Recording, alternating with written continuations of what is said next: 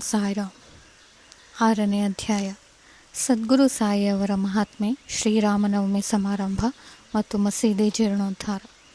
ಗುರುವಿನ ಹಸ್ತಸ್ಪರ್ಶದ ಮುಕ್ತಿ. ನಿಜವಾದ ಗುರುವಿನ ಸಹಾಯದಿಂದ ಸಂಸಾರ ಸಾಗರವನ್ನು ಸುಖವಾಗಿ ದಾಟಬಹುದು. ಸದ್ಗುರು ಎಂಬ ಪದವು ಶ್ರೀ ಸಾಯಿಬಾಬಾರವರನ್ನು ಜ್ಞಾಪಕಕ್ಕೆ ತರುತ್ತದೆ. ನನ್ನ ಮುಂದೆ ನಿಂತುಕೊಂಡು ನನ್ನ ಹಣೆಗೆ ಊದಿಯನ್ನು ಹಚ್ಚಿ ನನ್ನನ್ನು ಆಶೀರ್ವದಿಸುತ್ತಿರುವ ಹಾಗೆ ಭಾಸವಾಗುತ್ತದೆ. ನನ್ನ ಹೃದಯದಲ್ಲಿ ಸಂತೋಷವು ತುಂಬಿ ನೇತ್ರಗಳ ಮೂಲಕ ಹೊರಹೊಮ್ಮುತ್ತಿರುವ ಹಾಗೆ ತೋರುತ್ತದೆ. ಗುರುವಿನ ಹಸ್ತಸ್ಪರ್ಶದಲ್ಲಿ ಮಹಾಶಕ್ತಿ ಅಡಗಿದೆ. ಆಶೆ ಆಕಾಂಕ್ಷೆಗಳನ್ನೊಳಗೊಂಡ ಈ ದೇಹವನ್ನು ಯಾವ ಬೆಂಕಿಯಿಂದ ದಹಿಸಲು ಸಾಧ್ಯವಿಲ್ಲವೋ ಅಂತಹ ಈ ಶರೀರವು ಗುರುವಿನ ಹಸ್ತಸ್ಪರ್ಶ ಶಕ್ತಿಯಿಂದ ದಹಿಸಲ್ಪಡಬಲ್ಲದು. ಪೂರ್ವಜನ್ಮದ ಪಾಪಗಳೆಲ್ಲವೂ ನಾಶವಾಗಬಲ್ಲವು. ಯಾವ ನಾಸ್ತಿಕರು ದೇವರ ಹೆಸರನ್ನು ಕೇಳಿದರೆ ರೋಷವನ್ನು ಕಾರುತ್ತಾರೆಯೋ ಅಂಥವರು ಕೂಡ ಶಾಂತರಾಗಿ ಪರಿವರ್ತನೆಯಾಗಬಲ್ಲರು. ಶ್ರೀ ಸಾಯಿಬಾಬಾರವರ ದಿವ್ಯ ದರ್ಶನದಿಂದ ಸಂತೋಷವು ಉಕ್ಕಿ ನಮ್ಮ ಗಂಟಲು ಗದ್ಗದವಾಗುತ್ತದೆ. ನೇತ್ರಗಳಿಂದ ಆನಂದ ಬಾಷ್ಪ ಉಕ್ಕುತ್ತದೆ. ಅದು ನಮ್ಮಲ್ಲಿ ನಾನೇ ಅವನು ಎಂಬ ಜ್ಞಾನವನ್ನುಂಟು ಮಾಡುತ್ತದೆ. ನಾನು ನೀನೆಂಬ ವ್ಯತ್ಯಾಸಗಳನ್ನು ದೂರ ಮಾಡುತ್ತದೆ. ಸ್ವಾನುಭಾವದ ಅರಿವಾಗುತ್ತದೆ. ನಾನು ಮಹಾಕಾವ್ಯಗಳನ್ನು ಓದಲು ಆರಂಭಿಸಿದರೆ ಪ್ರತಿಯೊಂದು ಘಟ್ಟದಲ್ಲಿಯೂ ಸದ್ಗುರುವಿನ ನೆನಪಾಗುತ್ತದೆ. ಶ್ರೀ ಸಾಯಿಬಾಬಾರವರೇ ರಾಮಕೃಷ್ಣರ ಅವತಾರವನ್ನು ತಾಳಿ ತಮ್ಮ ಕಥೆಯನ್ನು ಹೇಳುವ ಹಾಗೆ ಮಾಡುತ್ತಾರೆ. ಉದಾಹರಣೆಗೆ ಭಾಗವತವನ್ನು ಶ್ರವಣ ಮಾಡಲು ಕುಳಿತಾಗ ಸಾಯಿಬಾಬಾರವರು ಶ್ರೀಕೃಷ್ಣನಾಗಿ ಭಾಗವತವನ್ನು ಹೇಳುವ ಹಾಗೆ ಭಾಸವಾಗುತ್ತದೆ. ನಾನು ಮಾತನಾಡಲು ಕುಳಿತರೆ ಕೂಡಲೇ ಶ್ರೀ ಸಾಯಿಯು ನೆನಪಾಗಿ ಕೆಲವು ಸೂಕ್ತ ಉದಾಹರಣೆಗಳನ್ನು ಕೊಡಲು ಅವರ ಕಥೆಗಳು ಸ್ಮೃತಿ ಪಥಕ್ಕೆ ಬರುತ್ತವೆ. ನಾನೇನಾದರೂ ಸ್ವತಃ ಬರೆಯಲು ಕುಳಿತರೆ ಕೆಲವು ಪದಗಳು ಮನಸ್ಸಿಗೆ ಬರುವುದೇ ಇಲ್ಲ. ಆದರೆ ಸಾಯಿ ಎಂದು ಕರೆದಾಗ ನನ್ನನ್ನು ಬರೆಯೋ ಹಾಗೆ ಮಾಡುತ್ತಾರೆ ಬಾಬಾ. ಭಕ್ತನಲ್ಲಿ ಅಹಂಭಾವವೆಂದು ಮೇಲಕ್ಕೆದ್ದಾಗ ಅವರು ತಮ್ಮ ಸ್ವಹಸ್ತದಿಂದ ಅದನ್ನು ನಾಶ ಮಾಡಿ ತಮ್ಮ ಶಕ್ತಿಯನ್ನು ಅವರಿಗೆ ನೀಡಿ ಅವನ ಗುರಿ ಸಾಧನೆಯಾಗುವಂತೆ ಅವನನ್ನು ತೃಪ್ತಗೊಳಿಸಿ ಆಶೀರ್ವದಿಸಿದ್ದಾರೆ. ಇನ್ನೂ ಆಶೀರ್ವದಿಸುತ್ತಲೂ ಇದ್ದಾರೆ. ಯಾರಾದರೂ ಆಗಲಿ ಸಾಯಿ ಮುಂದೆ ಧ್ಯಾನ ಮಾಡುತ್ತಾ ತಮ್ಮ ತನು ಮನದ ಧನಗಳನ್ನು ಅರ್ಪಿಸಿದ್ದಲ್ಲಿ ಅವರ ಜೀವನದ ಮುಖ್ಯ ಗುರಿಗಳಾದ ಧರ್ಮ, ಅರ್ಥ, ಕಾಮ ಮತ್ತು ಮೋಕ್ಷ ಎಲ್ಲವನ್ನೂ ಪಡೆಯುತ್ತಾರೆ. ಕರ್ಮಜ್ಞಾನ, ಯೋಗ ಮತ್ತು ಭಕ್ತಿ ಎಂಬ 4 ದಾರಿಗಳು ನಮ್ಮನ್ನು ದೇವರು ಇರುವಲ್ಲಿಗೆ ಕೊಂಡೊಯ್ಯುತ್ತದೆ. ಭಕ್ತಿ ಎಂಬ ದಾರಿಯಲ್ಲಿ ಹಳ್ಳಕೊಳ್ಳಗಳು ಮತ್ತು ಮುಳ್ಳುಗಳು ಇರುವುದರಿಂದ ಪ್ರಯಾಣ ಮಾಡುವುದು ಬಹಳ ಕಷ್ಟ. ಆದರೆ ನೀವು ಸದ್ಗುರುವನ್ನು ನಂಬಿದ್ದಾದರೆ ನಿಮ್ಮ ದಾರಿ ಸುಗಮವಾಗುತ್ತದೆ ಮತ್ತು ನೀವು ನಿಯಮಿತವಾದ ಸ್ಥಳವನ್ನು ಸೇರುತ್ತೀರಿ. ಹೀಗೆಂದು ಬಾಬಾರವರು ಖಂಡಿತವಾಗಿ ಹೇಳಿದ್ದಾರೆ. ನನ್ನ ಭಕ್ತರ ಮನೆಯಲ್ಲಿ ಊಟಕ್ಕಾಗಲಿ ಉಡಲಿಕ್ಕಾಗಲಿ ಕೊರತೆ ಇರುವುದಿಲ್ಲ. ಯಾರು ನನ್ನನ್ನು ನಿಶ್ಚಲ ಚಿತ್ತದಿಂದ ಪೂಜಿಸುತ್ತಾರೆಯೋ ಅಂಥವರ ಯೋಗಕ್ಷೇಮವನ್ನು ನೋಡಿಕೊಳ್ಳುವುದೇ ನನ್ನ ವಿಶೇಷ ಗುಣ. ಆಹಾರ ಮತ್ತು ಬಟ್ಟೆಗಾಗಿ ಬಹಳ ಕಷ್ಟಪಡಬೇಡಿ. ಇನ್ನೇನಾದರೂ ಬೇಕಾಗಿದ್ದಲ್ಲಿ ಆ ಭಗವಂತನಲ್ಲಿ ಬೇಡಿರಿ. ಅವನ ದಯೆ ಮತ್ತು ಆಶೀರ್ವಾದ ಲಭಿಸುವಂತೆ ಪ್ರಯತ್ನಿಸಿ. ಪ್ರಾಪಂಚಿಕ ವಿಷಯದಲ್ಲಿ ಆಸಕ್ತಿ ಬೇಡ.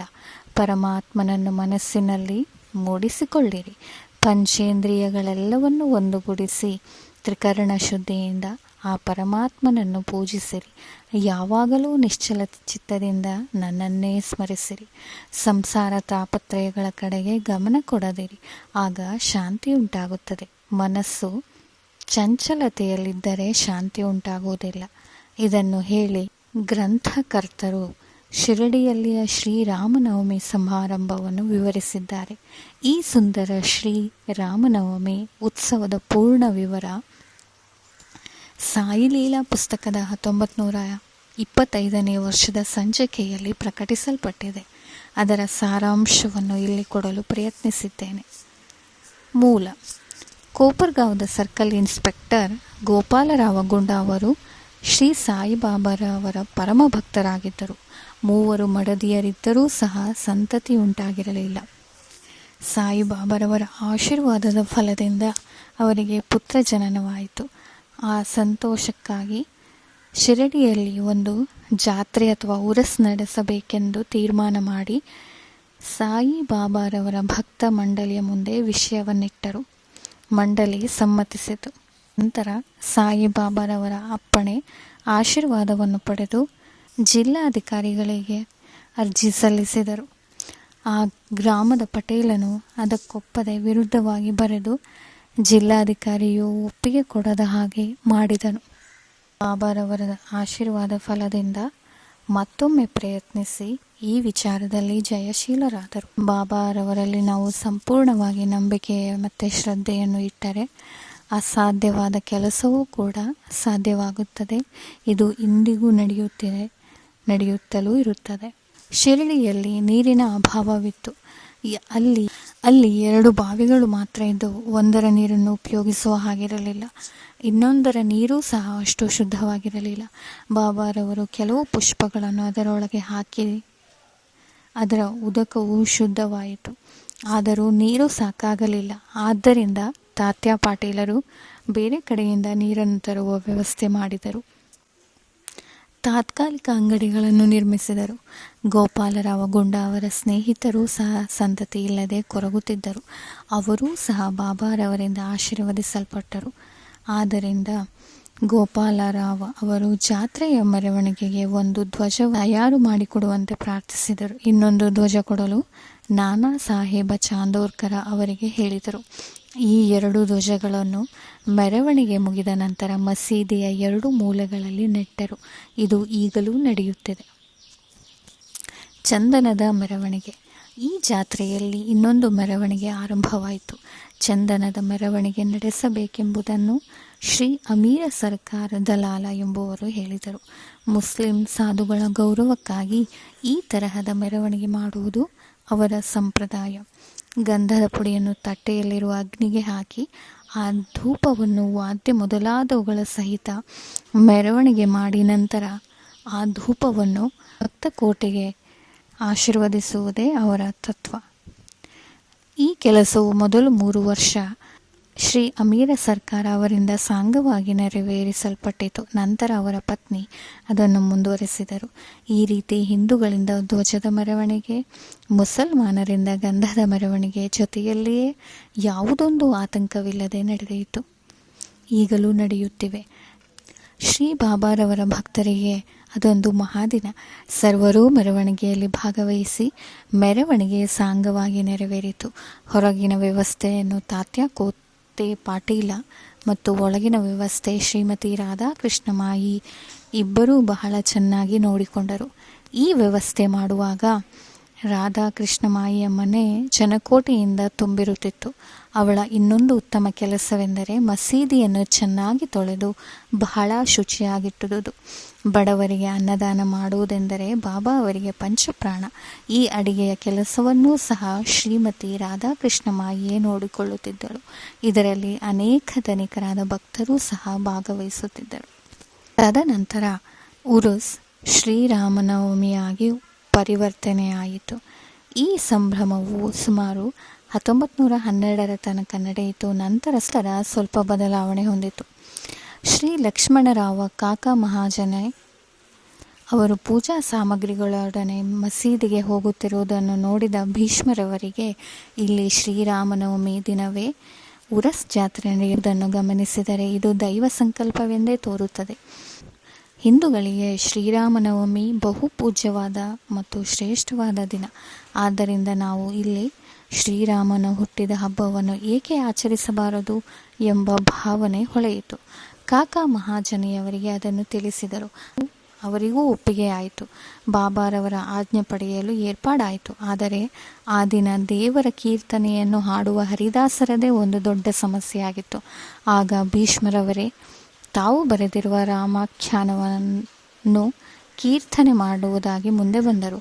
ಕಾಕಾ ಮಹಾಜನಿಯವರು ಹಾರ್ಮೋನಿಯಂ ನುಡಿಸಲೊಪ್ಪಿದರು. ರಾಧಾಕೃಷ್ಣಮಾಯಿ ಶುಂಠವಾಡ ಪ್ರಸಾದವನ್ನು ತಯಾರಿಸಿದರು.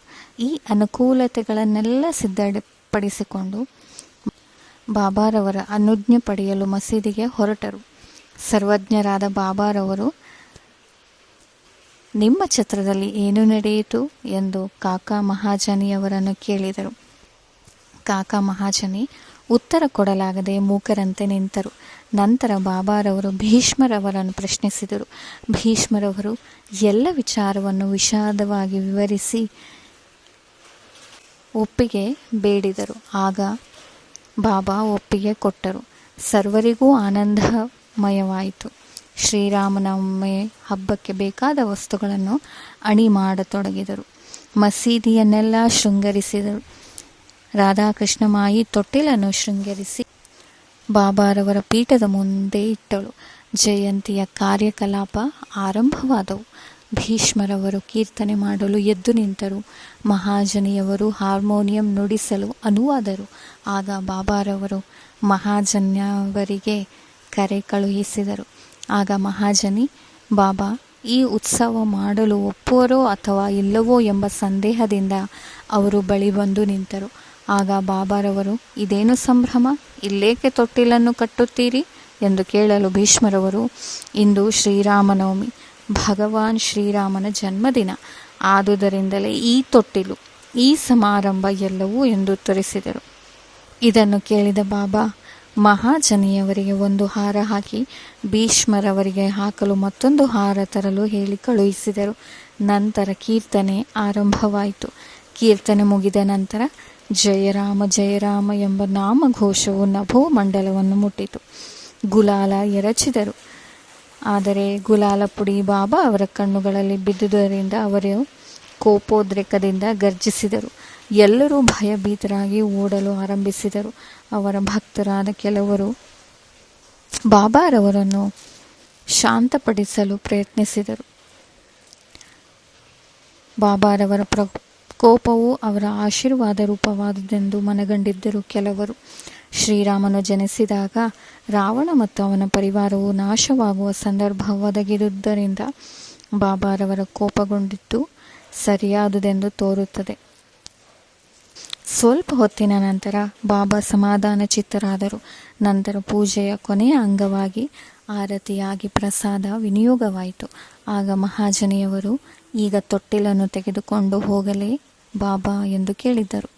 ಅದಕ್ಕೆ ಬೇಡ, ಇನ್ನೂ ಹಬ್ಬ ಮುಗಿದಿಲ್ಲ, ಮಾರನೇ ದಿನ ಗೋಪಾಲಕಾಲ ಸಮಾರಂಭ ಮುಗಿದ ನಂತರ ತೊಟ್ಟಿಲನ್ನು ತೆಗೆದುಕೊಂಡು ಹೋಗಲು ಅನುಮತಿ ನೀಡಿದರು. ಈ ರೀತಿ ಶ್ರೀರಾಮನವಮಿ ಸಮಾರಂಭ ಒಂದು ಕಡೆಗೆ, ಧ್ವಜ ಮತ್ತು ಚಂದನದ ಮೆರವಣಿಗೆ ಮತ್ತೊಂದು ಕಡೆಗೆ ಸಾಂಗವಾಗಿ ನೆರವೇರಿದವು. ಅಂದಿನಿಂದ ಬಾಬಾರವರ ಆಶೀರ್ವಾದದಿಂದ ಉರಸ್ ಶ್ರೀರಾಮನವಮಿ ಹಬ್ಬವಾಗಿ ಪರಿವರ್ತನೆಯಾಯಿತು. ಮಸೀದಿಯ ದುರಸ್ತಿ. ಗೋಪಾಲರಾವ ಗುಂಡವರಿಗೆ ಮತ್ತೊಂದು ಮುಖ್ಯ ವಿಚಾರ ಹೊಳೆಯಿತು. ಉರಸ್ ಹೇಗೆ ಆರಂಭಿಸಿದರೋ ಅದೇ ರೀತಿ ಮಸೀದಿಯ ದುರಸ್ತಿ ಕಾರ್ಯವನ್ನು ಕೈಗೊಳ್ಳಬೇಕೆಂದು ಅವರು ಮನಸ್ಸು ಮಾಡಿದರು. ಅದಕ್ಕೆ ಬೇಕಾದ ಸಿದ್ಧತೆಗಳನ್ನು ಮಾಡಿಕೊಂಡು ಬಾಬಾರವರ ಹತ್ತಿರ ಮೊದಲು ಅನುಮತಿ ಪಡೆಯಲು ಅನುವಾದರು. ಬಾಬಾರವರು ಮೊದಲು ಅನುಮತಿ ನೀಡಲಿಲ್ಲ. ನಂತರ ಮಾಳಾಸತ್ಪತಿಯವರ ಒತ್ತಾಯದಿಂದ ಬಾಬಾರವರನ್ನು ಒಪ್ಪಿಸಿದರು. ಈ ಕೆಲಸವು ನಾನಾ ಸಾಹೇಬ ಚಾಂದೋರ್ಕರ ಮತ್ತು ಕಾಕಾ ಸಾಹೇಬ ದೀಕ್ಷಿತ ಅವರಿಗೆ ಮೀಸಲಾಯಿತು. ಮಸೀದಿಯನ್ನು ಒಂದು ರಾತ್ರಿಯಲ್ಲಿ ಸರಿಪಡಿಸಿದರು. 1911ರಲ್ಲಿ ಸಭಾಮಂಟಪ ತಯಾರಾಯಿತು. ಮಸೀದಿಯ ಮುಂದಿನ ಬಯಲು ಬಹಳ ಚಿಕ್ಕದಾಗಿಯೂ ಅನಾನುಕೂಲವಾಗಿಯೂ ಇತ್ತು. ಕಾಕಾ ಸಾಹೇಬರು ಅದನ್ನು ವಿಸ್ತರಿಸಿ ಒಂದು ಚಾವಣಿ ಹಾಕಬೇಕೆಂದು ನಿರ್ಧರಿಸಿದರು. ಬಹಳ ಕಷ್ಟದಿಂದ ಕಬ್ಬಿಣದ ಕಂಬ ಇತ್ಯಾದಿಗಳನ್ನು ತಂದು ಕಾರ್ಯ ಆರಂಭಿಸಿದರು. ಆದರೆ ಬಾಬಾರವರು ಮಾರನೇ ದಿನ ಬಂದು ನೋಡಿ ಎಲ್ಲವನ್ನು ಕಿತ್ತು ಬಿಸಾಕಿದರು. ಒಮ್ಮೆ ಬಾಬಾರವರು ಬಹಳ ಕೋಪಗೊಂಡು ಒಂದು ಕೈಯಿಂದ ಕಂಬವನ್ನು ಕೀಳುತ್ತಾ ಮತ್ತೊಂದು ಕೈಯಿಂದ ತಾತ್ಯಾ ಪಾಟೀಲರ ಕುತ್ತಿಗೆಯನ್ನು ಹಿಡಿದು ಹಿಚುಕಲು ಆರಂಭಿಸಿದರು. ತಾತ್ಯಾ ಪಾಟೀಲರ ರುಮಾಲನ್ನು ತೆಗೆದು ಅದಕ್ಕೆ ಬೆಂಕಿ ಹೊತ್ತಿಸಿ ಒಗೆದರು. ಈ ದೃಶ್ಯವನ್ನು ನೋಡಿ ಎಲ್ಲರಿಗೂ ಭಯವಾಯಿತು. ಬಾಬಾರವರು ತಕ್ಷಣವೇ ತಮ್ಮ ಕಿಸೆಯಿಂದ 1 ರೂಪಾಯಿಯನ್ನು ತೆಗೆದು ಬಿಸಾಟಿದರು. ತಾತ್ಯಾರವರಿಗೂ ಭೀತಿಯುಂಟಾಯಿತು. ಅವರಿಗೆ ಏನಾಗುವುದೋ ಎಂಬ ಶಂಕೆ ಜನರಲ್ಲಿ ಮೂಡಿತು. ಆದರೆ ಮುಂದೆ ಹೋಗಿ ಕೇಳಲು ಯಾರಿಗೂ ಧೈರ್ಯವಿರಲಿಲ್ಲ. ಭಾಗೋಜಿ ಸಿಂಧೆ ಅವರು ಸ್ವಲ್ಪ ಧೈರ್ಯ ಮಾಡಿ ಮುಂದೆ ಬರಲು ಬಾಬಾ ಅವರನ್ನು ತಳ್ಳಿದರು. ಶ್ಯಾಮ ಅವರಿಗೂ ಇದೇ ಗತಿಯಾಯಿತು. ಈ ರೀತಿ ಯಾರು ಮುಂದೆ ಬಂದರೋ ಅವರಿಗೆಲ್ಲರಿಗೂ ಇದೇ ಗತಿಯಾಯಿತು. ನಂತರ ಸ್ವಲ್ಪ ಹೊತ್ತಿನ ಮೇಲೆ ಬಾಬಾ ಶಾಂತರಾದರು. ಒಬ್ಬ ಅಂಗಡಿಯವನಿಂದ ಜರತಾರಿ ಪೇಟ ತರಿಸಿ ಅದನ್ನು ತಾವೇ ಸ್ವತಃ ತಾತ್ಯ ಪಾಟೀಲರ ತಲೆಗೆ ಸುತ್ತಿದರು. ಇದನ್ನು ನೋಡಿ ಎಲ್ಲರಿಗೂ ಅಚ್ಚರಿಯಾಯಿತು. ಬಾಬಾರವರ ಈ ನಡತೆಗೆ ಕಾರಣ ಗೊತ್ತಾಗಲಿಲ್ಲ. ಕೆಲವು ಸಲ ಬಾಬಾರವರು ಶಾಂತಿಯಿಂದ ಎಲ್ಲರೊಡನೆಯೂ ಮಾತುಕತೆಗಳನ್ನು ನಡೆಸುತ್ತಿದ್ದರು. ಕೆಲವು ವೇಳೆ ಕೋಪಗೊಂಡು ಉದ್ರಿಕ್ತರಾಗುತ್ತಿದ್ದರು. ಈ ಅಧ್ಯಾಯದಲ್ಲಿ ಬಾಬಾರವರು ಕೆಲವೊಂದು ಸಲ ನಮ್ಮಲ್ಲಿ ಮೂಡುವ ಅಹಂಭಾವನೆಯನ್ನು, ನಾನೇ ಮಾಡುತ್ತೇನೆ, ನಾವು ಮಾಡುತ್ತೇವೆ, ನನ್ನದು ಎಂಬ ಅಹಂಭಾವನೆಯನ್ನು ಸಿಡಲು ಈ ರೀತಿ ವರ್ತಿಸಿರುತ್ತಾರೆ, ಈಗಲೂ ವರ್ತಿಸುತ್ತಾರೆ. ಮುಂದಿನ ಅಧ್ಯಾಯದಲ್ಲಿ ಶ್ರೀ ಸಾಯಿಬಾಬಾರವರು ಮಹಮ್ಮದೀಯರೋ ಅಥವಾ ಹಿಂದುವೋ ಎಂಬ ಪ್ರಶ್ನೆಯನ್ನು ಕೂಲಂಕುಷವಾಗಿ ವಿವರಿಸುತ್ತೇನೆ. ಅವರ ಯೋಗಾಧ್ಯಯನದ ಮತ್ತು ಯೋಗ ಶಕ್ತಿಯ ವಿವರವನ್ನೂ ಸಹ ಕೊಡುತ್ತೇನೆ ಎಂಬಲ್ಲಿಗೆ ಅಧ್ಯಾಯ 6 ಮುಕ್ತಾಯವಾಯಿತು. ಶ್ರೀ ಸಾಯಿ ಪ್ರಣಾಮ್.